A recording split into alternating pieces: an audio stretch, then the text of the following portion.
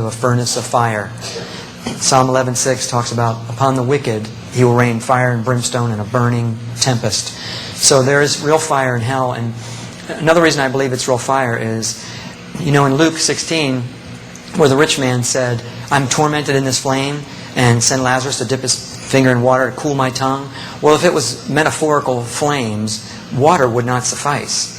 Right? Water, he wanted water to cool the, just would help with the flames. And in Revelation 9:2, it talks about in the tribulation time where the bottomless pit is opened, and it says the smoke of the pit ascends up, and it darkened the sky, and the sun became dark from the smoke of the pit. Well, if you didn't have, you had to have a real fire to have produce smoke to darken the sky. So it's real fire. Even one of the great leaders of the past said, there is a real fire in hell, as truly as you now have a real body, a fire exactly like that which we have on the earth. That's in the book Hell Under Fire, which is a really credible book written by 9 scholars. And anyway, so the fire burning these people, they were screaming. I mean, imagine burning. You know how terrible fire is. I mean, look at the Twin Towers. How the people that were faced with the heat. People chose to jump rather than some of the people, right? We saw them jump. And because they said the temperature was about 2,000 degrees, that temperature, and that would incinerate them in about 15 seconds. And rather than face that 15 seconds, they chose to jump. And that's got to be horrendous, to look out that tall building and jump. You've got to be pretty serious to jump out of that. But rather than face the heat. And scientists say that the center of the earth is 12,000 degrees. That's what scientists say. So you can imagine the temperature you have to endure for eternity. It's just horrible. You have no purpose. Absolutely no purpose there. It's a useless wasting away. You have nothing to do. You have nothing. And Ecclesiastes 9:10 talks about no work, no device, no wisdom, no knowledge in Sheol. It's just useless wasting away there. And it's a land of forgetfulness. Psalms 88:12 talks about. You have no rest in hell. Now, you need to sleep in hell. Just like you need to sleep here, you don't ever get to go to sleep. Imagine what it's like not to sleep just 1 or 2 nights. Well, you never get to sleep again. So you're kept up. And how your body would feel after just a few nights, you're going to die. Well, there you never get sleep. And Revelation 14:9 or 14:11 talks about, and the smoke of their torment ascends up forever and ever, and they have no rest day nor night. Now, it's talking about the rest from the torments, but also you don't have any physical rest. You see, in Psalms 127:2, God says He gives His beloved sleep. You see, so sleep He has given to the beloved, and you're not His beloved there. You see, every good and perfect gift comes from above. It says in James 1:17. So you see, hell is absent of God's goodness. You don't get to breathe. You don't get to have fresh air. You don't get to have sunshine. You don't get any fellowship with anybody. You never get to be with people again. You're isolated from people. Even though there's people in that pit of fire, they're separated. There's no conversation. You'll never get to be with a person, never have a conversation again.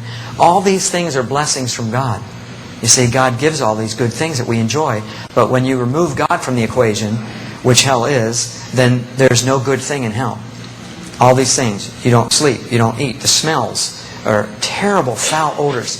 And like I said, no air to breathe. And Isaiah 42:5 says, the Lord gives breath to the people upon the earth. These people are under the earth. And that's another thing. I knew I was down deep in the earth. And there's 49 scriptures that talk about where hell is right now. Okay, it's down deep in the earth. Now later, after Judgment Day, it says death and hell will be delivered up and cast into the lake of fire. But that's after Judgment Day. Revelation 20:14 talks about. So, but right now, hell is down deep in the earth. And there's a lot of scriptures for that. Remember when Jesus descended into the lower parts of the earth, and hell was separated by a gulf fixed? Talked about in Luke 16. Ezekiel 26:20 talks about where hell is, and Numbers 16:32. So many scriptures I could point out that would show you where hell is. But I understood that I was down deep in the earth, about 3,700 miles deep. And somehow I knew it was 3,700 miles down.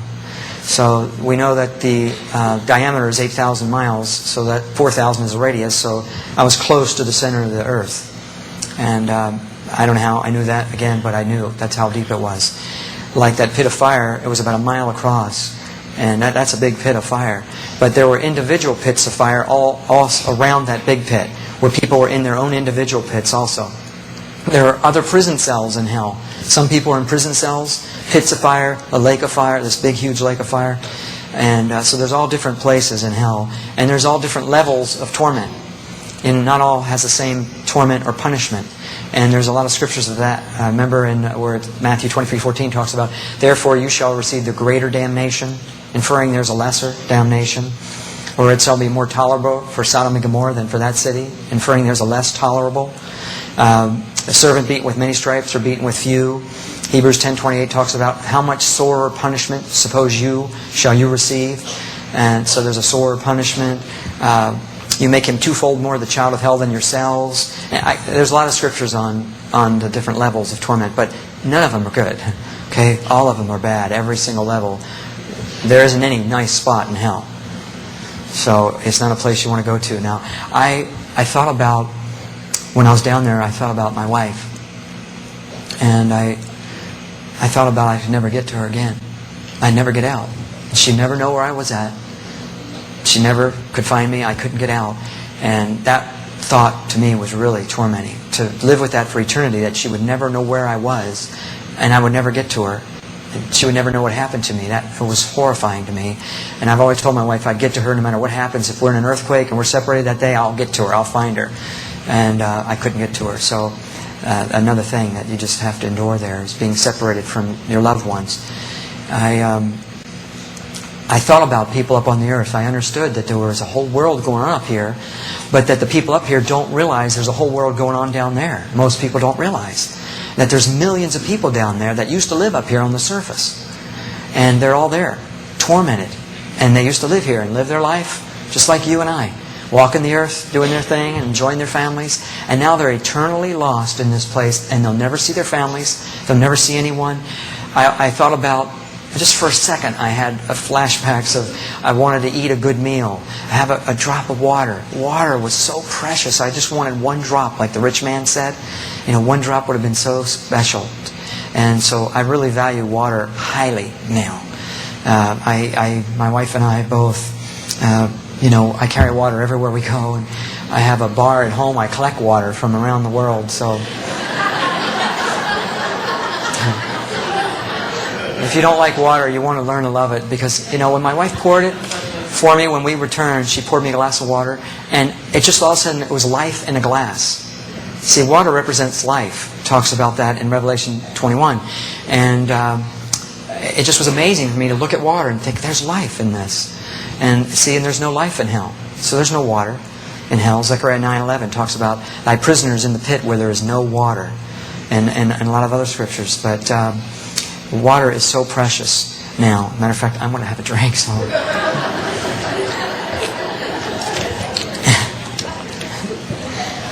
Anyway, so like I said, I thought about everybody up on the earth, and there's no way to get out of this place. Absolutely no way out. You couldn't get out no matter what, but I could understand eternity there. Like here, you can't quite grasp eternity. We think of time as having a beginning and an end, right? It's got to end somewhere. We think of timeline. But in your spirit body, you can understand eternity. So I could grasp that I was going to be there forever, and I would never, ever get out. So, the torments are terrible that you have to endure. But the worst part is that you'll never get out. You'll suffer for eternity. And I think I would like to show, before I get to the good part of meeting Jesus, I'd like you guys to see this little 3-minute video we put together. Mary Kay Baxter and myself put together a little short video, and her and I watched different Hollywood movies to try to find something that looked realistic about hell, something that would look real. And so it's as good as it can get for Hollywood, but it's far short of what it really was like. She saw a woman running. It was a spirit of fear chasing this woman for eternity through hell.